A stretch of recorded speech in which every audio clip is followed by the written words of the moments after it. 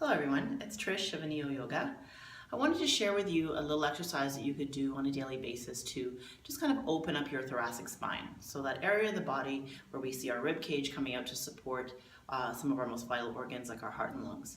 Now that is the area of the spine that can tend to be a little bit less mobile and maybe a little bit less range of motion due to lack of movement or activity, a number of other reasons, but we do want to maintain a decent amount and a healthy amount of range of motion there and also mobility. Therefore, that will help us to take off maybe some of the pressure that we can create in the cervical spine and the lumbar spine with compensating in those areas. So here's a really nice one. So there's a few options that you can take. You can take a soft block like the one I'm probably going to use today. But you can also maybe opt for a cord block, which is a little bit harder, okay? A little bit more firm. You can also opt for, this came unrolled, a yoga mat. You can roll it up a lot neater than that, but roll up a yoga mat and maybe use that. You can also opt for a foam roller that you can also choose. Okay, it doesn't have to be that long one. You can use the smaller one too, that's fine. All right, I'm going to use the softer block today. So I'm going to find that area just in my lower back.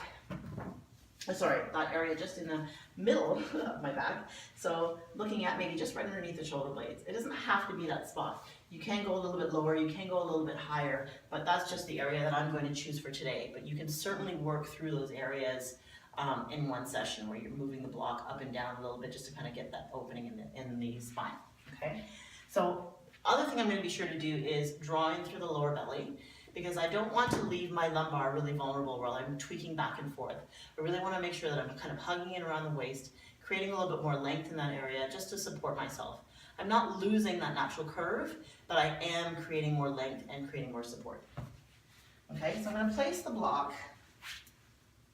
in that area that I mentioned. Okay, drawing in through my lower waist, keeping my feet nice and flat, knees bent. And I'm also going to lace my fingers so that I can relax my head, or my hands can act like a hammock for my head. So I'm resting all the weight there, so I'm not creating any more tension in the neck. I'm really kind of just resting it in, letting gravity take over.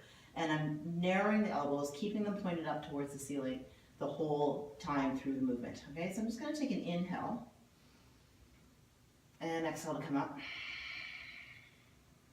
And I'm just going to continue to do that with the flow of my own breath. Nice and meaningful and purposeful here.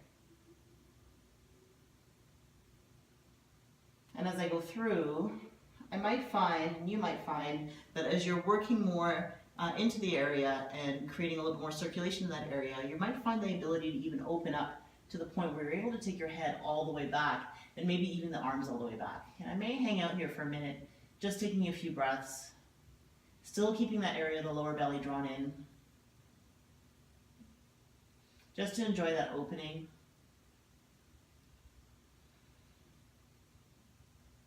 And when I'm finished, I'm just going to release the fingers again, safely come on up. Okay, maybe press myself up. And then just enjoy that new opening and that new movement that I can feel, and that softer feeling or softer sensation I feel. All right, so enjoy.